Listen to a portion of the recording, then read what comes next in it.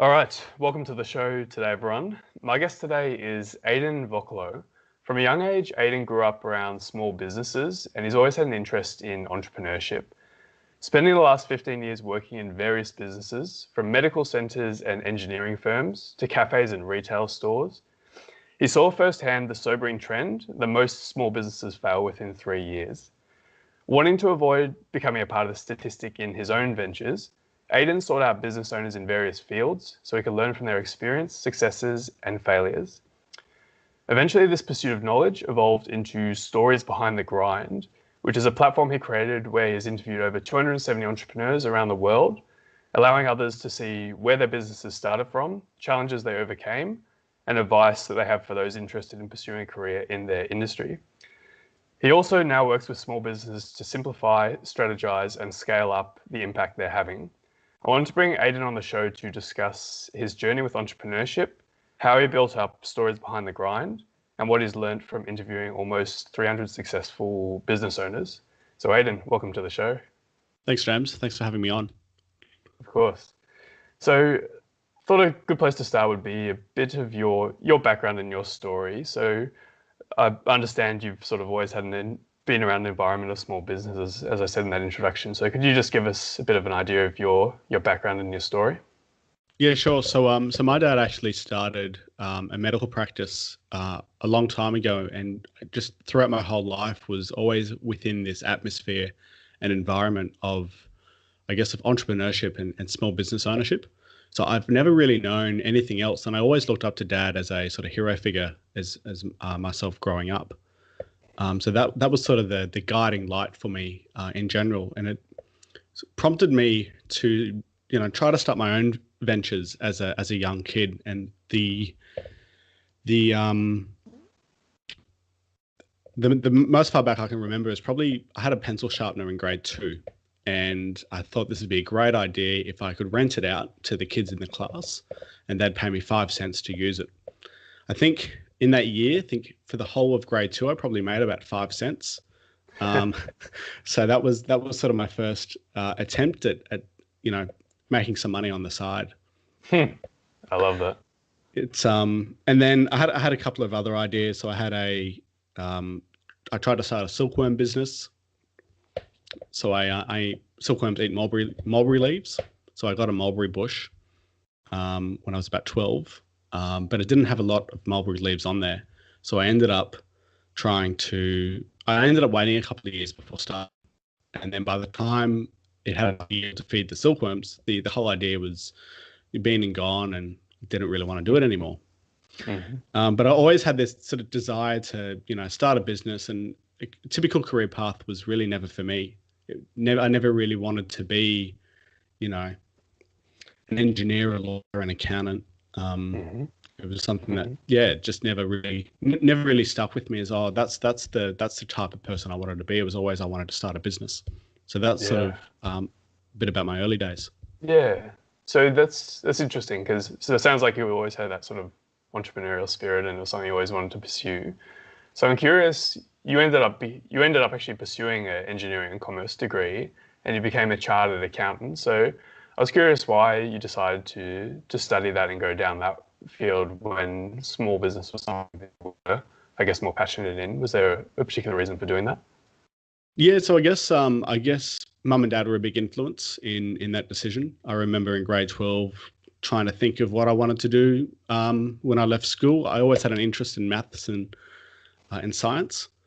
And I remember looking at the newspaper and going down a list of sort of engineering professions, and software engineering sort of stood out. I'd previously been doing IT at school and doing fairly well in IT. So I thought it was a natural sort of idea to take software engineering as a degree. I actually just wanted to do business, but Dad said, "Oh, look, you can't just do business. At least, everyone does business. Try doing something else." So I started with software engineering, and then about a year and a half in, decided, look, I still like this business side of things. Maybe I can add that on. And at that stage, it was easier. It was going to take the same amount of time for me to finish my engineering degree as it would to do the dual degree. So I decided I'll just do the dual degree and and finish it. Mm. And then the chartered accounting came into the picture. I was graduating from university, trying to get a job at an investment bank, and had a few interviews, and that made it through a couple of stages, but didn't get the job in the end. Mm. Ended up then applying for a Big Four accounting firm and got some vacation work with them. And at the time, they offered me a graduate job. I was about to go overseas and study abroad for my last semester, and I thought, I've got this job offer. I can either take it or I can, taint my experience overseas by applying to other jobs and, getting distracted and whatnot. So I thought, look, I'll take the easy route, and I'll just take the job that I've got, and then have a good time overseas and go from there. And that's sort of how I came back, and that's how I sort of started in chartered accounting. Yeah, cool. Looking back, do you reckon that was a good way to go to study those fields rather than just jumping into, like, say, trying to open a business or start something straight away? Are you glad you did study and do that route? Yeah, looking back, I think I've definitely matured over that time, and it gave me a chance to just sort of discover what I was interested in, but still explore multiple fields as well, so that I can sort of now draw upon. So definitely, definitely in hindsight, valuable. I mean, who would have known what would have happened if I started, left school and started my own thing? It's hard to know, but definitely, the studies that I did definitely have helped. Yeah, good. And I think especially accounting is something that will no doubt be helpful in the future in your own ventures. So that's a good, definitely, for sure. It was a good choice, I think. And it's funny you talk about that, because I think everyone's much the same, and I was no different. Like, you're in year 12, which in Australia is, well, you and I know, but for the person listening, year 12, the final year before university, and that's kind of where everyone's trying to figure out, like, what they want to do, what they want to study, what are they going to do when they finish school. And I was the same. I'm like, well, I don't really know what I want to do, but I'm kind of good at maths and I kind of like analytical stuff. So yeah, engineering, that kind of sounds good. So I ended up doing an engineering degree as well. And it's just something you like kind of fall into, and in a way, it's like you don't have to have everything figured out. You just try something and go a certain path, and then you can kind of pivot and discover what you want and what you don't like, and then kind of make adjustments moving forward. So it's rarely a straight path, I think. And it seems like that was the case for you as well. Yeah, it definitely, when I started, I didn't really know what I wanted to do. Even when I started at university, I didn't really know what I wanted to do when I finished. It was about a 6-year degree all up. So even though I had 6 years to think about what I wanted to do, even when I sort of graduated, it was, I just took the next opportunity that I sought out and went from there and readjusted and moved on. And awesome. Like you can't see it's difficult to see the whole path, and you don't really need to. You just need to see the next couple of steps and just take it, step by step. 100%. Couldn't agree more.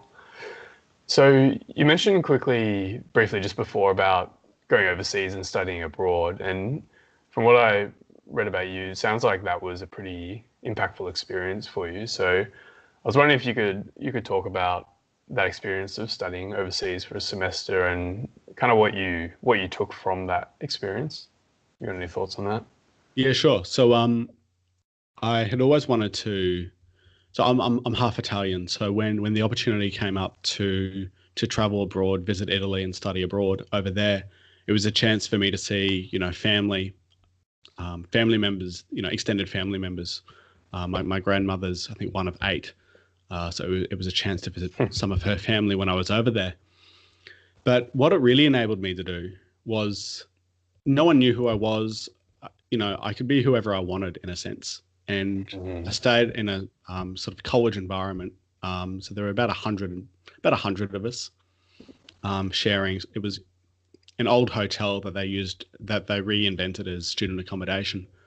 But the experience really allowed me to sort of be who I wanted to be, and realized that, all these preconceived notions of who I am back in Australia, I don't need to be that person. I can just be who I am, and I don't need to conform to any sort of identity that I had built up beforehand.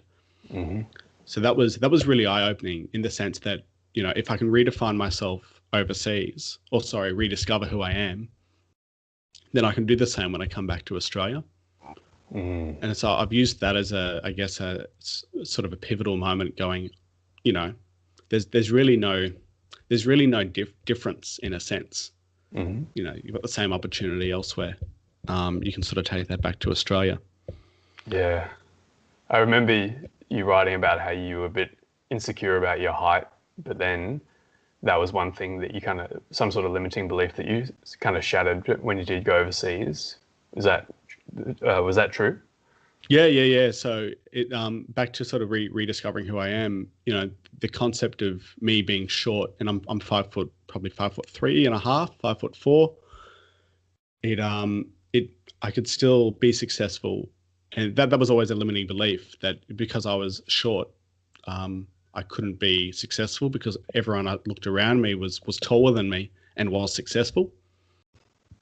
And so it's, you know, it sounds stupid when I talk about it, but it was probably just a function of, you know, in general, you know, people are going to be taller than me because I'm sort of down the bottom end of the what would you call it, the range of height for men. So it was just that more than anything else. Yeah. But what really sort of stopped that belief in the tracks was a family member who was the same height as me, and he'd been very successful in his career. And it was looking at him going, well, if he can do it and he's short, then so can I. And so it was probably the two experiences combined that really sort of shut down that limiting belief and allowed me to no longer use that as an excuse. That's awesome, man. Yeah, two things you said there that I want to touch on is, what you just said then about seeing that family member who had achieved success and they were the same height as you. It's almost like sometimes you need a reference of success. Like a lot of people, they might want to have a successful business or be like wealthy or whatever the goal is, but they don't actually know anyone who has achieved that or done that. So to them, they just can't fathom that it's actually real in a way. So when you actually see someone who's done that, and in this case, you saw someone who was your same height, who had achieved success, that helps give you that reference of success that you can then take forward and realize that it is possible for you as well. If they can do it, then you can do it as well. So I love that.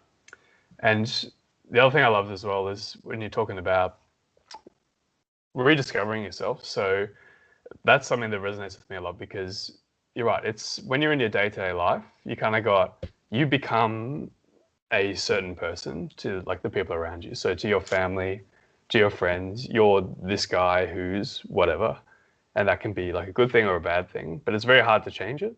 So if you're like the shy guy who like doesn't speak up, if then you start to speak up, everyone like almost like drags you back down to where they think you should be.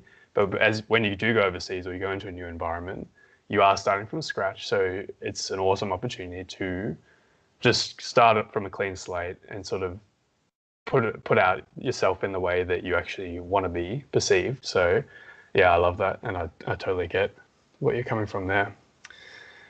So you come back to Australia, you ended up getting a job at Ernst & Young, which is one of the big four accounting firms. And I think a lot of the people would see that you got this job at this awesome big company. It's probably a well-paying job, that you're stable.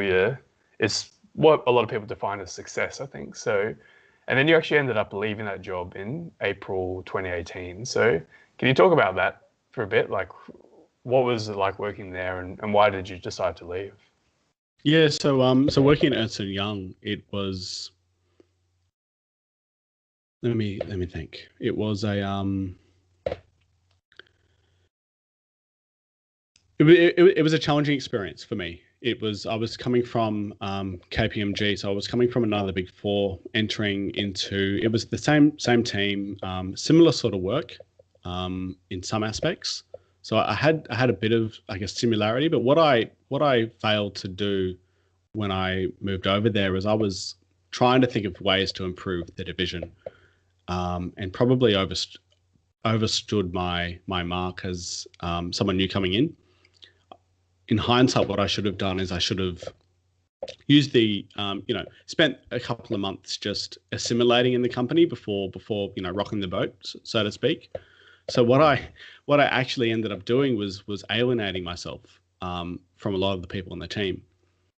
And so I found that quite challenging and because I was quite closed off and not as open-minded or as vulnerable, trying to keep myself safe, I ended up, not being able to connect with anyone. And so I found that quite I struggle with that a fair bit. So even though I'm working in this big company, and in this team working with high net wealth individuals and family businesses, it was definitely the environment of it was definitely the environment that eventually sort of took its toll on me, and I sort of sought out greener pastures, so to speak.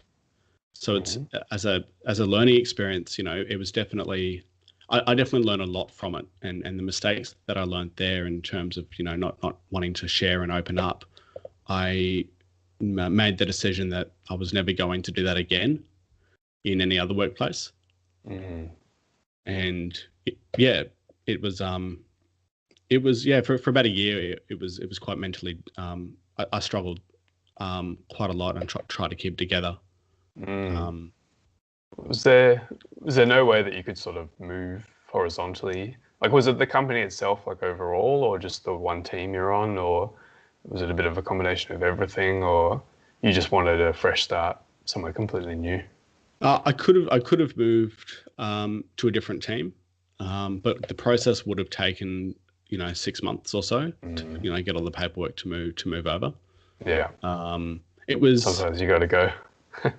Yeah, and I mean, I had sort of some friends outside of the direct team I was in, and I mean, if I wanted to make it work and stay there, I would have, but I didn't really see it as a long-term option for me. Did your friends and family say anything about that? Did they think you were kind of crazy for wanting to leave one of the big four accounting firms in Australia? Was there any sort of judgment there, or did they all sort of understand? They all sort of pretty much understood. I was going from a big four into where I am now, which is a much smaller firm by comparison, but still has a fairly large footprint in Australia. And so once again, it was a like for like move. Working in sort of tax and accounting there, and tax and accounting where I am at the moment. So it wasn't a huge jump. And I guess at the time I was looking to start my own cafe, and so the move was only going to be a sort of a temporary move anyway, as a sort of bridging. The team I'm in, based in. Has a large footprint in hospitality, so I thought that'd be a great place to get some experience in hospitality from from an accounting side, and then to use that as eventual ways to start my own cafe. Awesome. So that was the original plan. Yeah, makes sense. Well, that's a good segue into stories behind the grind, which is something I want to talk about. So maybe could you just explain quickly what is stories behind the grind, and why did you start this, really? Why did you start Stories Behind the Grind? Yeah, so Stories Behind the Grind is a way for business owners to share their backstory, the challenges that they've overcome, and advice they have for others to enter into their own industry. It's a mixture. I mean, there is some hospitality but has now since expanded into other industries. So it's a chance for business owners to get a bit of exposure for their business, but as well as those looking to start their own, or if they are in their own, to pick up on things that they may want to do differently by learning from others that have been there. Where it all began is, I mentioned before, I was looking to start my own cafe, so I thought it'd be a good idea to start talking to the cafe owners about their experiences and tips that they would have for someone who wanted to start. I had been working in hospitality since I was about 14 and a half. At an industrial food court to begin with, and then moving to multiple cafes. So I had experience in the industry. I wasn't green and knew nothing about it, but I thought, who better to know how to run a cafe than a cafe owner? 100%. And that's sort of where it all started. and then thought, well, what if I start to share the learnings I've learned from them and start to interview other business owners, share their stories. And the idea sort of came to me January, probably 2.5 years ago. And I thought this would be a great idea to, start an Instagram page and a Facebook page to start sharing these stories. Yeah, I love that, man. It's so good. It's basically scratching your own itch. So you eventually want to open your own cafe, and instead of just jumping straight in head first and not knowing what you're doing, even though you did have some hospitality experience, you're going to people who have been running successful cafes for whatever amount of time, and you're asking them specific questions of like their experience, getting their stories, like finding out what are the things they need to look out for. And I think that is always what makes projects successful, when you're initially kind of scratching your own itch and asking questions that you want to know. And it's kind of the same for me with this podcast. It's every person I interview, I'm actually really interested in learning about their story and learning about what they're up to and what they've learned. And so I think that really comes across in the work you're doing when it is sort of scratching your own itch. So I'm curious, what sort of questions were you actually asking these cafe owners initially, and then onto the other business owners once you did expand that? Like, did you have a list of questions that you were going through, or was it kind of just, were you doing it on the fly? How was your sort of approach initially there? Yeah, look, it was originally just on the fly. It was talking to my cafe and opportunity to talk to the business owner. I'd ask, look, this is what I'm planning on doing. Do you have any advice? Can you give me any tips on what you would do and what you wouldn't do? And that was that. I guess that's where it started, and then it started collating those sort of answers to those questions. But yeah, it wasn't structured. It wasn't systemized at all. It was really just sort of off the cuff when I had the opportunity to interact. So was it literally you're just walking around to random cafes, just asking the owners if they got a few spare minutes, asking them questions, or were you reaching out beforehand and sort of organizing times to interview them, or how did that work? Yeah, it was. I mean, I can remember one where I had a coffee, and then chatted to the business owner at the end. Realized he was the business owner, and then mentioned, look, I'm looking to start my own cafe. What advice would you have? And I think I got his email address, sent him an email, and he responded. So that's yeah. I didn't talk to too many business owners. It wasn't that I was getting hundreds or even a lot of people. It was only a couple. But the advice that I got from them was sort of enough to think about what to do and what not to do. It's cool, man. What were you surprised by the responses you got? Like, did you find people were pretty open and generous with their time, or were people a bit reserved? Like, what were people like initially? Look, honestly, people were fairly open to sharing their experiences, which surprised me. There wasn't too many of an occasion where someone would say, no, I don't want to share anything. They were more than happy to, and spend the time as well. I mean, cafe owners don't have a lot of time in general, but to actually spend the time to respond to an email to someone who's looking to start their own venture, it was, I was really surprised at the generosity of some people.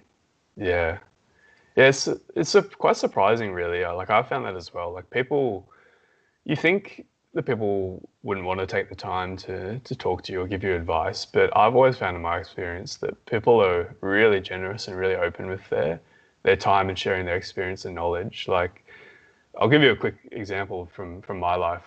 Where I live in Melbourne is a suburb called Hawthorne, and sometimes I like to go for a walk. There's a particular street that has a lot of nice houses on it that I like to just walk around to, go and look at the houses. And there was one time I was walking along, and there was one of the guys who was living in one of the houses. He was sort of standing out the front, like watering his garden and stuff. And I just was walking past, and I was like, I'm really curious, like, how does someone end up living in a place like this? Like, what does that guy do for a living, and like, what does he learn? What does he know that I don't, that he can end up living here?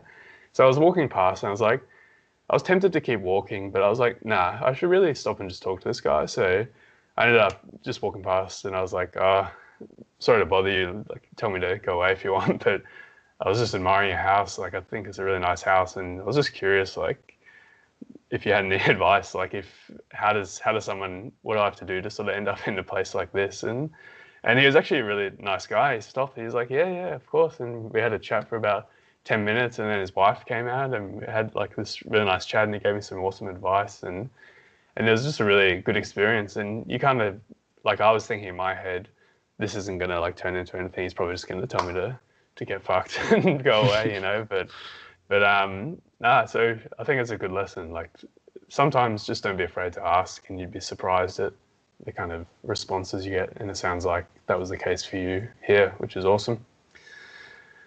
So so initially you had the Facebook page and the Instagram page for Stories Behind the Grind, and you've now got the podcast Stories Behind the Grind, which is a great podcast where you basically just sort of take these informal meetings to the next level and kind of record them and share them with everyone.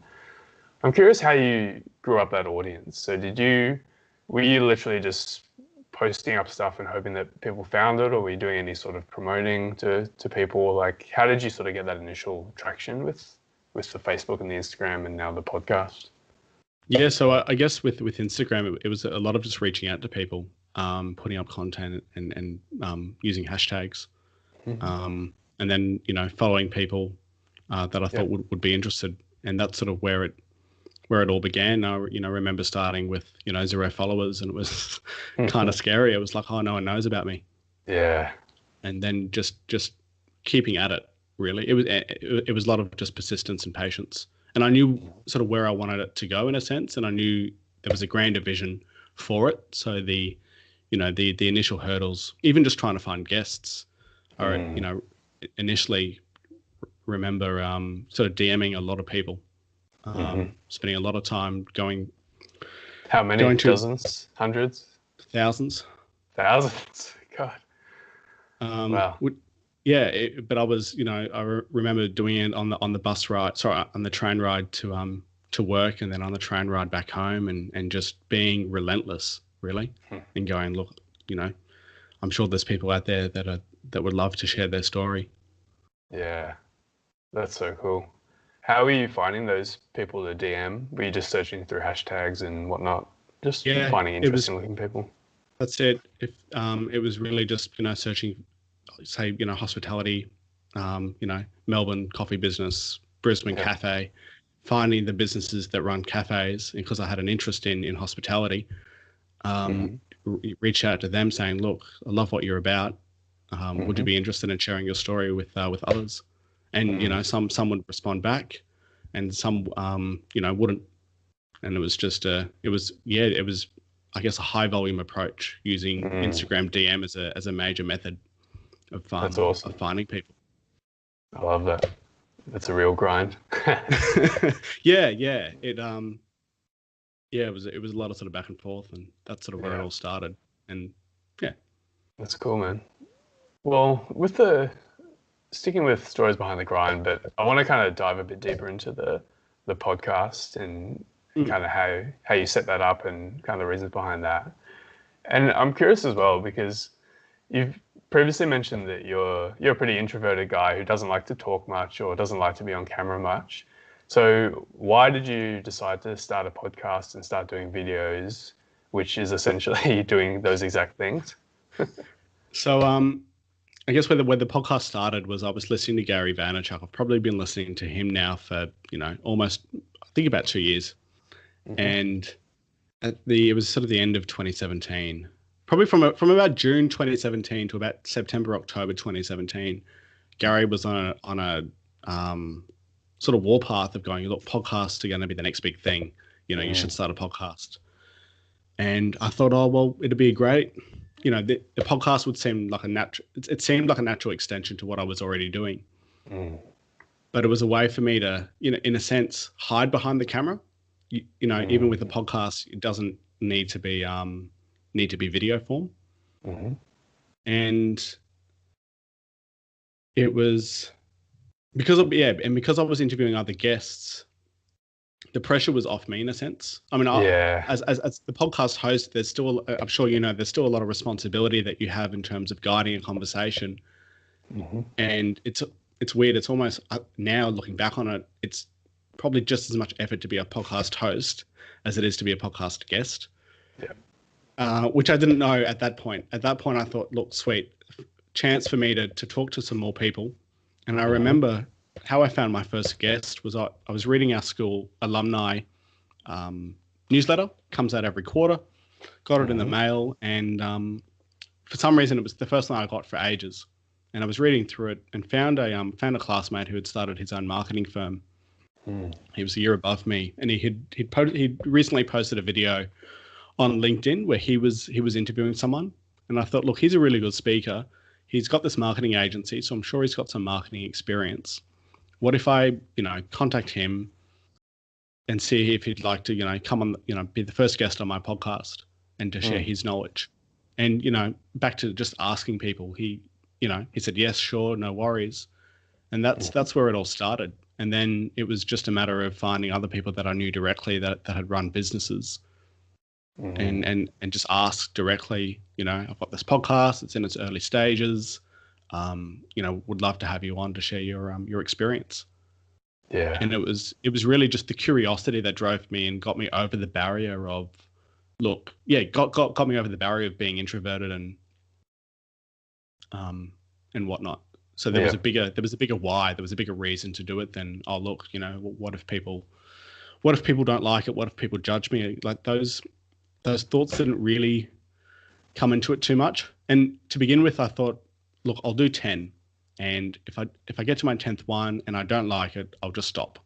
And it basically gave me a way out. Gave me enough chance to build up momentum and practice, but it gave me the opportunity to go, look, if it wasn't working out, no one's going to really, find out at an early stage anyway.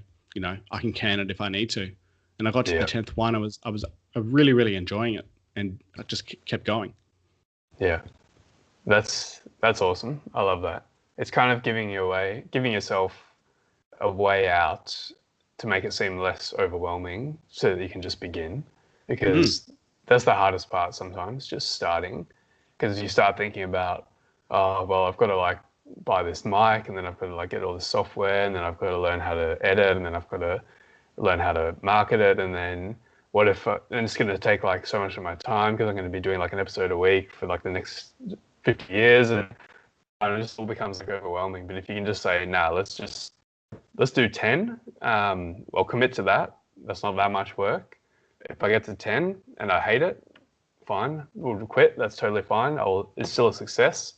But if I'm enjoying it, I'll keep going. And then once you actually start and you start building that momentum, it's easy to keep that going. And I think you're actually my 10th interview today, so a bit of so there you go. So I'm definitely enjoying it, and we'll definitely keep going. So yeah, I love that, man. And yeah, I think as well, one thing I wanted to ask you about that, starting it, because I think a lot of people listen to people like Gary Vee, and they hear him talk about podcasts, and they know they kind of should do it, and they can see the benefit, but they do nothing. And you kind of touched on a few strategies of how you were able to push yourself to actually start. But is there anything else that you can think of? Because there's just so many things that people know that they should do or that they think are good ideas that they just never get started. And there are people who don't even necessarily, there's a lot of people who are completely extroverted and love being on camera and love talking who still wouldn't start a podcast. So that's another challenge that you had to overcome when you were starting yours. That it's not only the effort of doing it, but it's overcoming certain challenges within yourself. And so apart from just committing to 10 and then kind of seeing that bigger why, I guess I'm trying to ask, was there anything else that you saw differently that you did that you were able to make yourself do those first 10 and actually take action when most people don't? Is there any other thoughts you have there? Yeah. So, from a financial point of view, I've probably invested about $120 for the microphone. and downloaded a free tool called Audacity. And for those that don't want to use Audacity and have an iMac, there's GarageBand. I haven't used it, but I've heard it's quite good. So in terms of the, I guess, initial outlay required, I mean, some people think you need a big podcast studio and a place to record and a soundproof room. And whilst that's all great to have, and it'd add to the audio quality, it's definitely not something you must have. I've recorded interviews in a busy cafe where you can hear the clinking of coffee glasses and whatnot in the background, which I think sort of adds to the experience in a way. Yeah. So yeah, that's one thing I would say is don't think it has to be this massive amount of money that you need to invest to start with. You can certainly get an entry level mic for not a lot of money. And for those that don't know how to edit, I didn't know how to edit either. I think I used Audacity probably 10 years ago, but couldn't, I remembered what it did, but that was about it. There's tutorials you can watch online. And for me, all my editing in the early days was just to get rid of, long pauses and ums and ahs. That was mainly probably more me than the guest. And that was it. That's all I did. I thought, look, if I can get rid of the ums and ahs and the long pauses, that's enough, as well. Yeah. Enough initial editing. Yeah. Enough. Exactly. Just to get it out there. And in terms of distribution, one sort of platform that Gary mentioned and I looked into was one called Anchor. And Anchor's good in terms of it will sync to iTunes and Spotify and everything else. So you don't even have to worry about the that setup. You just have to upload it in one place and it'll sort of sync it to other places. Awesome. I'm trying to think of any other reasons people wouldn't start. It sounds like really the main takeaway, I guess, from what it sounds like is that just don't overcomplicate it. Like, don't overthink it. Don't think that you need to have the perfect setup. Like, I'm exactly the same. I didn't even have a microphone for the first 5 episodes or so. I just used Apple headphones, I'm using Skype Call Record now, which is a free program. I use Audacity as well, which is free.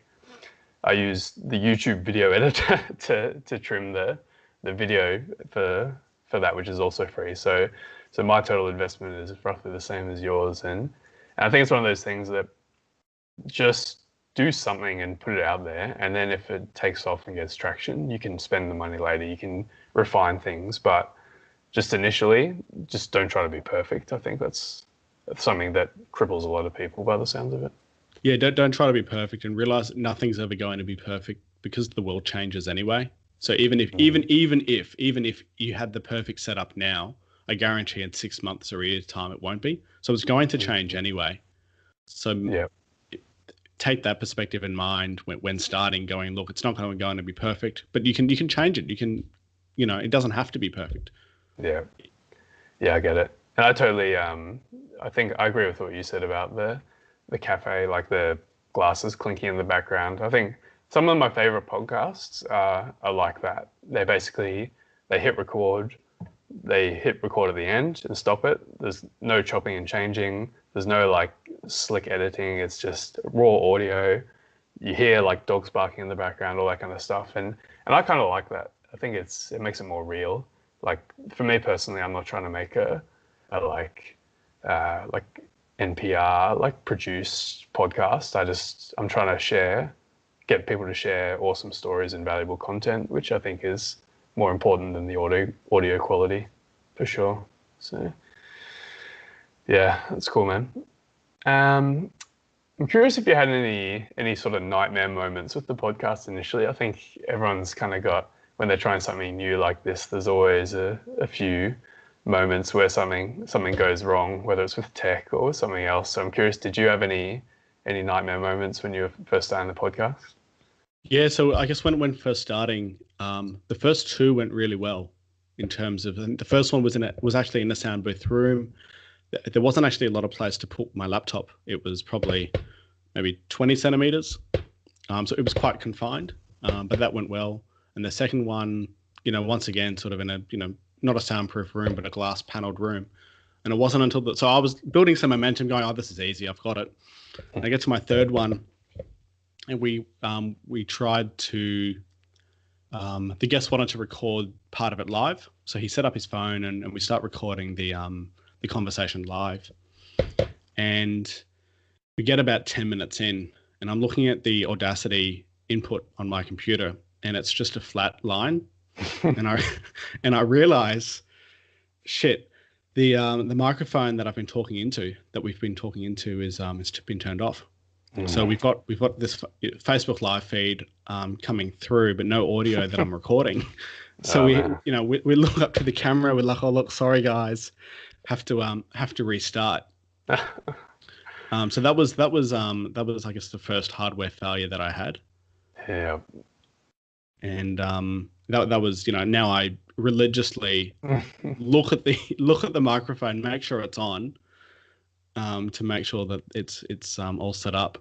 And I actually had a more recent experience, probably the 30th or 35th episode, where I was recording via Zoom, and for some reason I had the guest took some time to get on board, and I thought, look, to save some editing time, I'll just turn the recording off and then restart it when he comes on. Anyway, I was so he was a big guest, and I got I got nerves and got really excited about having him on, and he comes on, and he's setting up on his end, and then we're like, "Oh, good, have a bit of a chat, and then we'll start the interview." But what I've forgotten to do was press play on the recording again. So we've had this 45-minute interview, get to the end, and it backs up onto my computer. And for some reason, the backup this time went really quick, like 5 seconds. Normally it takes, 2 or 3 minutes. I'm like, "Oh, this isn't good. This doesn't seem right." Anyway, I listened back to it, and it's it's the first part of the conversation where no one else is on there but me, and there's nothing. So that was another sort of nightmare moment where I've had to apologize profusely and had to reorganize a time, and it was difficult to get that across the line because he was busy. Yeah, God, that's my worst nightmare. I've literally got, you can't see it here, but I've got on my screen like a checklist of all those sort of things. It's like press record, check that the microphone's recording, because it's just, I can't imagine, like, touch wood, nothing like that has happened to me yet, but I'm sure it will at some point. So yeah, it's almost like a rite of passage. But it's always to prevent that. It's always a good idea to have a checklist set up. Yeah, and be really conscious of the process that you go through. Yeah, it's a good tip. So you've interviewed over 270 entrepreneurs now. I'm curious if there's any like consistent topics or themes that keep coming up. Like, are there any key lessons or takeaways that keep cropping up in all these interviews that you can pass on? Yeah, look, I think one that does come up quite a bit, and we touched on it before, was having systems in place. Definitely the more successful businesses will say, look, to have sort of consistent output, the thing that's really saved me is having a system in place or a process, whether that's, the form of a checklist or a manual, or anything else. That's definitely been one sort of key thing that keeps recurring. Another one that keeps coming up is, I guess from a hiring perspective, definitely hiring those with the right mindset as opposed to just those that have the right skills, because skills can be trainable. Whereas mindset, it's a lot harder to change. If you just think about your life, it's to change your actual mindset and attitude takes a lot of work, much more than it would to learn a new skill. And so you might have a really high performer in your business, but if they've got the wrong attitude or the wrong mindset, they can actually be a detraction for your business. So that's definitely a theme that keeps coming up. And probably one more is realize or know what you're good at, but also know what you're not good at and what you can sort of outsource, send to somebody else, or pay someone to help you with. As business owners, it's easy to go, look, I can do everything and I should do everything because I'm the business owner and I need to, have, control and need to make sure that everything's, perfect. But it definitely takes up, there are some things that are just better off getting someone else to do, for example, taxes, you're better off getting your accountant to look at that in general than do it yourself. Even though it might cost some money to get them to do it, it can definitely save you a lot more time. And it's really just using that principle, leveraging other people's time in a sense, so that you've got more time to focus on what you're actually good at. Yeah, I get that. It's like sort of looking at, because if there's a certain thing that you can do that not everyone else can do, and that's delivering a lot of results for the business, then you should be focusing on that rather than sort of other tasks that like probably anyone, like, I guess, like, for example, like if you've got a podcast that it's a big part of your business, if you're the host who's interviewing people and it's getting really good traction, that's really a valuable thing to your business, then you should focus on getting more guests on the show and interviewing and having more output rather than like, say, like we were talking about this just before the interview started, Aidan, like you and I spend probably about 8 hours per episode, per interview, because when you take into account like all the guest research, all the booking, all the editing after show notes, all that kind of stuff. And so if you can outsource some of that stuff, which then frees up time for you to actually do more interviews, then even if it costs money, if it's valuable to your business, then that's sometimes worth doing. So I totally get that. Yeah, and that's something I've done with the podcast is, the first, 10 to 15 I edited myself, and then realized how much time it was taking, and then found one person that could help me. That didn't actually work out. She was charging too much. And then went and found somebody else. And, now we've got a really good relationship. I send him the files, he edits them and sends them back, and it just saves so much time on my end, so I can now record more and have more guests on. Yeah, I love it, man. That's great. So one thing I'm curious about is, because you mentioned in the pre-interview that, well, we've talked about this cafe dream you had, that you wanted to start a cafe and eventually, and that was kind of the whole reason you started Stories Behind the Grind. But you said in the pre-interview that dream you had of opening a cafe, and actually you had started taking steps to actually do that. It's basically you've decided to go a different direction and not go through with that. So I'm curious about that. Like, what was the decision behind not wanting to go ahead with opening the cafe? Yeah, so to go back to where it all happened was I was sitting at one of the old cafes I used to work at, and for a long time I had this pull to be behind the coffee machine and talking and interacting with the people. And I noticed at that point that pull was no longer, it wasn't as strong as it had been. And I thought, this is really unusual. And I spent some time reflecting, going on why don't I have that strong pull again? And what I realized was it was really the connection with others that I was desiring. And previously I hadn't really felt part of a community or part of a tribe. But with a change of workplace and a change of sort of activities that I was doing on the weekend, I had found my people in a sense. And so the whole, I guess, going fairly deep, to satisfy an internal desire to connect with others, the cafe was a way of doing it.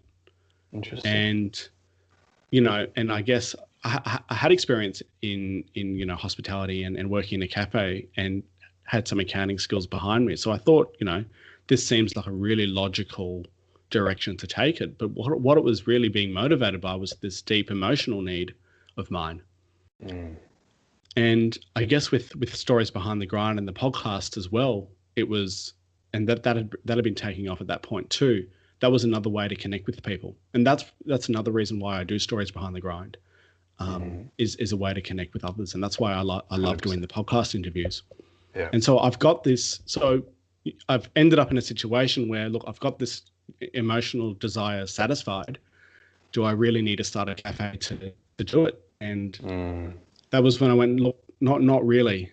I might go back and work at I'd love to just work at a cafe on a Saturday or a Sunday, being a barista and doing that, and I may do that down the track as a, 1 day a week as a way to just completely immerse myself in the community and doing that more as, something for fun than any sort of long-term venture. And so that's why I dropped it. And it was hard because for the last 5 or 6 years, it had always been this idea of this is what I was going to do. And it was, and I told family members, and they'd ask me, when are you starting your cafe? And, the answer was always, I'd been making progress and looking at leases and whatnot at this stage. And then to actually go back and tell them, especially mum and dad, to actually go and say, look, I've actually changed my mind. And here's why. And they were really supportive, thank goodness. But it was hard, because sometimes, you're taught to sort of keep your word. Yeah. In a way, but the big lesson from that experience is, and we were talking about before about nothing's ever perfect and things change. It is, sometimes, life changes, the environment changes, and what was a great idea 4 years ago, now is not. And it shows, you're stronger for acknowledging it and accepting it than trying to make something that worked 5 years ago work now. I get it, man. It makes total sense. It's good that you were able to have the insight into yourself to be able to realize that was the case. And it kind of makes me think of an interesting thought, and I'm curious to hear your input. What's the difference between, so obviously it's good to be persistent, and sometimes we need to be persistent, like you were talking about DMing thousands of people to get your first guests on the podcast and sort of going through that grind to get it all set up. So it's good to be persistent, but then there comes a point where you're kind of just banging your head against the wall. And it sounds like that could have been the case if you had decided to go ahead with the cafe. It's like, I'm a man of my word. I'm going to start this cafe because I said I was going to, even though it's not really what I want. I said I was going to do it, so I'm just going to do it. I don't want to disappoint people, blah, blah, blah. So how do you find that balance between being persistent when you need to be and not banging your head against the wall, I guess? Have you got any thoughts on that?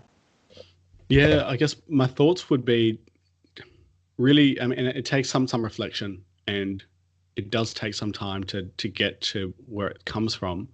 But what I would say is write down why you're doing it or who you're doing it for. And if you're doing it for somebody else, then and you're being persistent to do it for somebody else or to please someone else or to not have the judgment from somebody else, then that's a very different reason to doing it, because you've got this internal need to change, to change the world, to make the world a better place from yourself internally.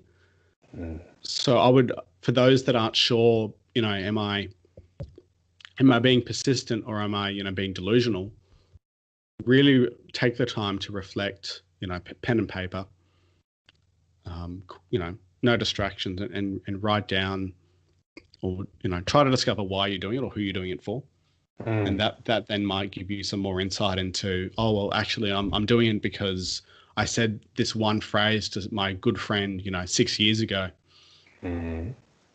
Or, I'm doing it because, I really see that there's a problem in the world that I want to solve, and there's not a lot of people talking about it. So that's where I would put the distinction, and how I would go about finding what it is for yourself. For those that are, that have been doing something for a couple of years, and, maybe it's taking a little while to make progress, and it does, to realize or to come to agreement with yourself do I continue or do I stop? And there's no problem with pivoting and it's not giving up. But as long as you take those learnings and those experiences forward, I think people can get into a trap where they start something, it's, taking a while to get somewhere, and then they find this new shiny object or this new idea that they go, oh, look, if I could just do that, maybe that would solve all my problems. And then they start the new idea and get to a point, they've got more problems than they thought they would, and then they give up again. So just look back at history as well and go, why have I, why am I changing? Why am I pivoting? Am I pivoting because I've just found it too hard? Or am I pivoting because I realized that what I'm going towards is no longer true to who I am or what I stand for? Love it, man. It's good advice. I think the main thing I took from that is look for the reasons and the why you're doing things. And if it's intrinsic, then that's usually a good sign to keep going. But if it's extrinsic reasons, like trying to keep other people happy, for example, that's probably a good reason to reassess and potentially pivot to something else. So what's your vision for Stories Behind the Grind? You're pretty full into it at the moment. You're churning out lots of interviews. You're trying to get one a week out in the near future, I think you said.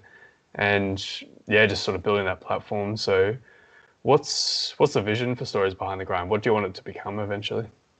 Yeah, so I guess the overall arching vision is a world where small business owners take back control of their business. So instead of being run by their business and being inundated with all the day-to-days, really sort of start to take back ownership of why they started and of their business.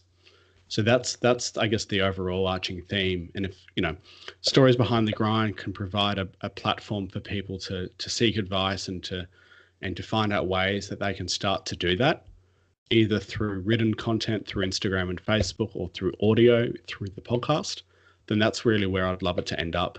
And I'd love to, start to interview more and more influential and impactful guests on the show, and to really sort of break down how they began and the struggles they've gone through to really just serve as a, if they can do it, so can I. Similar to when I had that limiting belief about my height, if I think it was my mum's cousin's husband can do it, so can I. So yeah. That's the overall vision for Stories Behind the Grind and why I'm doing what I'm doing. That's cool, man. It's providing that reference of success for up and coming business owners. I love that. Yeah, but also reference of the failures and the challenges as well. You hear of all the successes and the motivation quotes that sort of go out there, but it hasn't always been easy for the people who have made it. They've gone through multiple failures and multiple challenges. Yeah, 100%. I love that. Well, coming up to the tail end of the interview here, but I've just got a few quick questions for you here, Aidan. Mm-hmm. I was curious, is there any? I'm a big book guy. I love hearing what books people have read and what have had an impact on them. So I was curious, have you got a favorite book or some sort of reference that you've read that has really helped you out or really had a big impact on you? Yeah, so probably the biggest book of 2018 that I read was a book by Ray Dalio called Principles. Mm-hmm. And he spends probably the first third of the book talking about his story and how he got to where he was. But then the second, third, and final sort of part of the books really delve into the principles that he lives by, and the principles that his business Bridgewater Associates live by, to have the success that they have. And there's hundreds of principles in the book, but it's quite a useful book to go back to. I think one of the favorite that I've written up is pain plus reflection equals progress. Whether that you reflect in the pain or after the pain, it's that's sort of one that's embedded strongly in my mind, but there's many more. And that's one I would highly, highly recommend to anyone. And you don't have to be in entrepreneurship to get value out of the book. The middle part of the book definitely has principles that you can just use in your day-to-day life. And the other book I would recommend would be one by Robert Greene called Laws of Human Nature. And that really delves into, really what makes us who we are. And I'm probably only about halfway through the book at the moment, but it's a big book. it's probably 600 pages odd. But the reason I'm taking it slowly is I really want to take the time to reflect and implement and just notice what he's talking about in real life. I love that, man. Yeah, they're both great books. I've read Principles. I've got Robert Greene's book. Haven't read it yet, but I'm excited to start diving into that.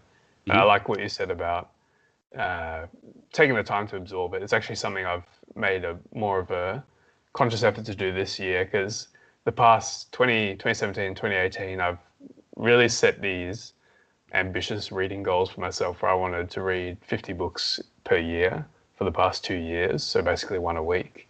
And I didn't quite get there both years. I got pretty close. Like I read 45 books in 2017, and I think 35 or something in 2018. So I was still getting through a fair amount, but it's one of those things. Sometimes it's good to spend the time actually like deep diving into things and actually absorbing the learnings rather than just trying to skim over things for volume's sake. So that's something I'm being more conscious of this year, sort of revisiting books that have had a big impact on me and just letting the ideas sink in, as you said. So I love that you're doing that. And is there anything I haven't asked you, or anything you want to make sure that you pass on to the audience before we finish up here, Aidan? It's been an awesome interview so far. So is there anything I've missed? Yeah, look, I would nothing that you've missed, but in terms of for anyone looking to develop themselves is really sort of spend their time.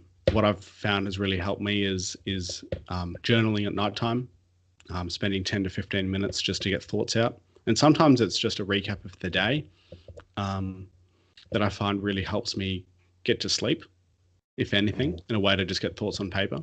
And another thing that I would highly recommend people do is any form of meditation, and it doesn't have to be long. I think I spend about 10 minutes a day.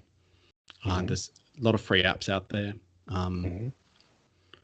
and yeah. So for those that really want to, have a bit more insight into who they are, is meditation and journaling are definitely two really valuable techniques.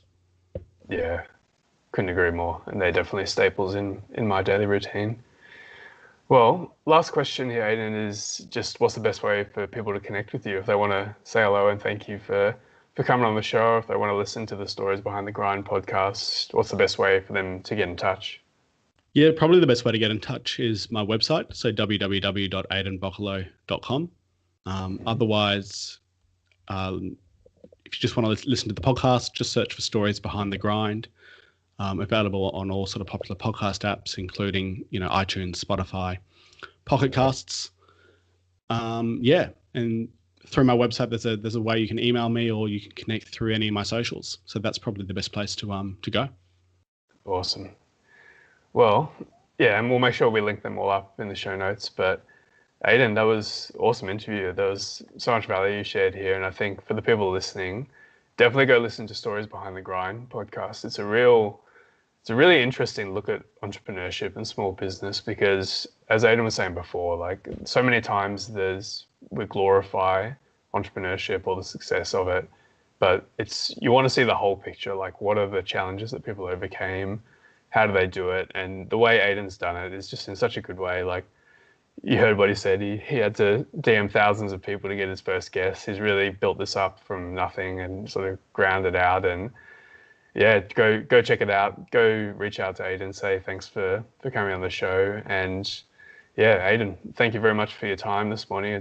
I'm really grateful that you spent your Sunday morning talking to me, and I hope that we can connect in the future and stay in touch. For sure. Look, thanks for the opportunity again. And I feel like we could have kept talking for another hour. Thank you so much. It's been a great experience. Yeah, absolutely. And I definitely feel the same way. So thanks again, Aidan, and thanks everyone for listening, and have a great day.